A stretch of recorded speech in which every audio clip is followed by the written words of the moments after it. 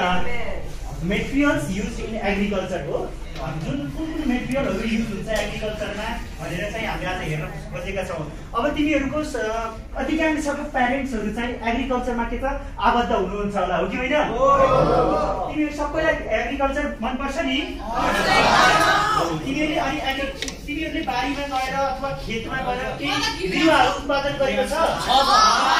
हो त्यो भए पनि गमलामा भए पनि पक्कै पनि छ होला हैन? ओके एग्रिकल्चर भनेको के बुझ्छौ तिमीहरु? ओके र त्यही खेती किसानीको लागि के चाहिन्छ त? अब एग्रिकल्चर प्रोडक्टहरु एग्रिकल्चरल मेटेरियल्सहरु के चाहिन्छ?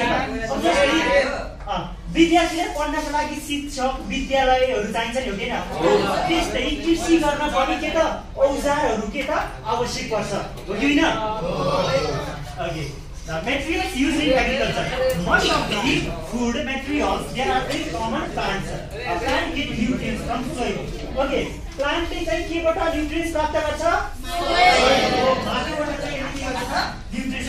Good work, If continuous farming is done without using fertilizer, the soil become infertile. Plants may be suffered from various types of disease according to season. Okay, तिमीहरुको different season मा चाहिँ के हुन्छ त? different प्लान्टहरु उत्पादन गर्छन्। अनि यो जाडोमा के लगाउँदै हुनुहुन्छ? देख्न थाहा छ? आलुहरु हैन? अनि त्यस्तै अर्को तिमीहरुको रेनी सिजनमा पानी आएको बेलामा असारहरुमा के लगाउनुहुन्छ? धान खेती हुन्छ। यो सिजनको के त different उत्पादन गर्ने हुन्छ हो कि हैन? कसको घरमा धान लगाउनुहुन्छ?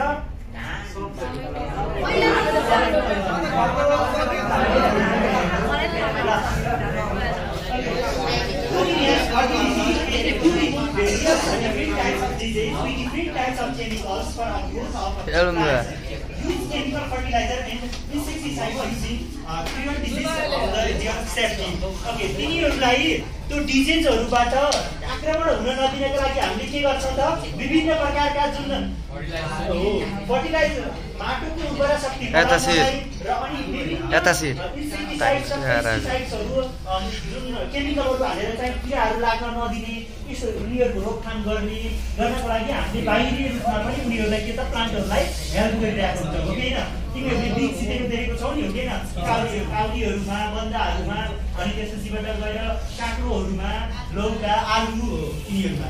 अनि एनपीके भनेको थाहा छ तिमीहरुलाई? नाइट्रोजन भनेको थाहा छ? एनपीबाट तिम्रो के हो? फोस्फरस। अनि के भनेको थियो 19 नम्बरको? यिनीहरुले के त माटोलाई उनीहरुको फर्टिलाइजर उर्वरा शक्ति बढाउनको निम्ति के हुन्छ त? हेल्प हुन्छ हो? ओके नेक्स्ट एक्सपीरियंस अफ हारका बिहेभियर इन फार्मिङ। ल यो एउटा बिहेभियर दिएको छ एकचोटी पढाएको सबैले पढ्नुस् त ल। प्लान्ट्स ओके के आवश्यक पर्छ त? के चाहिन्छ न्यूट्रिएन्ट्सहरु प्लान्टको लागि भनेर हामीले यहाँ हेर्न सकिन्छ। र एउटा के चाहिएला प्लान्टको लागि? विद्यार्थीहरु के चाहिएला न्यूट्रिएन्ट्सहरु प्लान्टको लागि?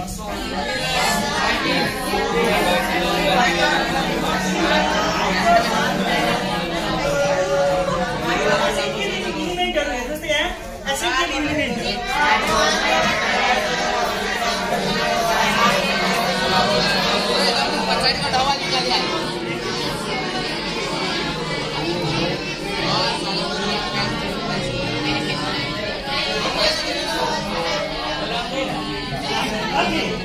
seeds grow in a plant soil. New plants grow in adult plants. In a plant, seed is grown by the development of flowers. In the life cycle of plants, are necessary to complete the life cycle of plants. अब माटोको उर्वरा शक्ति बढाउनका निम्ति जुन त के त न्यूट्रिसन हामीलाई युजेस हालेर चाहिँ हामीले ग्रो हुनको लागि हेर त एसेन्शियल एलिमेन्ट अफ प्लान्ट्स जुन जसमा carbon, hydrogen, oxygen, hydrogen, phosphorus, potassium, calcium, magnesium, boron, chlorine, copper, iron, magnesium, molybdenum, nickel, and last one is zinc. The nutrients are required for plants to provide a fruits. यिनीहरूलाई पनि दुई भागमा विभाजन गरिन्छ, primary र secondary. ल हेर न, तिमीहरूलाई पनि के आफ्नो जीवन जिउनका लागि पनि प्राइमरी र सेकेन्डरी गोल छ। प्राइमरी गोलमा के छ, तिमीहरूलाई खाना पाउने, बस्न पाउने, कपडा लगाउने र शिक्षाहरू अनि हेल्थ पर्छ। त्यस्तै सेकेन्डरीमा के पर्छ, तिमीहरूलाई साइकल चाहियो भने त्यो सेकेन्डरीमा पर्यो, बाइक चाहियो भने त्यो सेकेन्डरी पर्यो हो, अनि आइफोन चाहियो भने त्यो सेकेन्डरीमा पर्यो हो। त्यो के भए पनि हुने तर नभए पनि हुने, तर भयो भने धेरै अझ बेटर हुने के सेकेन्डरी न्युट्रिसन र प्राइमरी न्युट्रिसन गरेर यहाँ यसरी दुई भागमा विभाजन गरेको देख्न सकिन्छ। ओके, प्राइमरी न्युट्रिसन पढ्नुस् त एकचोटि सबैले। प्राइमरी न्युट्रिसनमा के भनेको छ?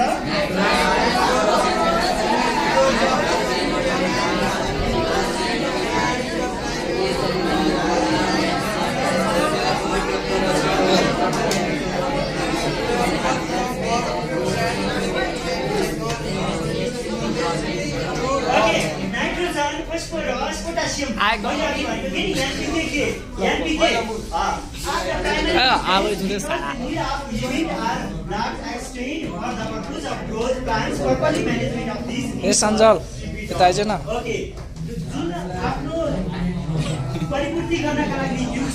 तस्बिर बात त जाँदै आइल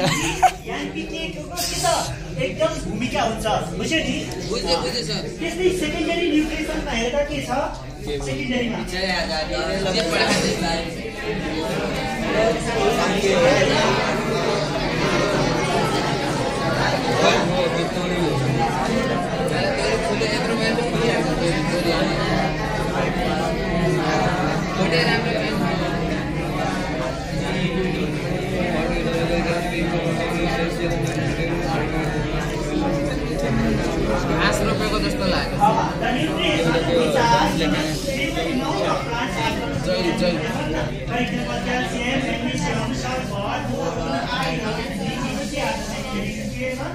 growth and development of plant production. सालाले जान्छ। अब यसले के दिन्छ त, बिरुवालाई सेक्युरिटी दिन्छ के, सेक्युरिटी प्रदान गर्छ के। अघिको यसलाई हुर्किनलाई ग्रो हुनको लागि हो, बढ्नको लागि मद्दत गर्छ भने यिनीहरूले चाहिँ यसको सेक्युरिटीको लागि चाहिँ हेल्प गर्छ। तेरो आइडिया छ अलि राम्रो।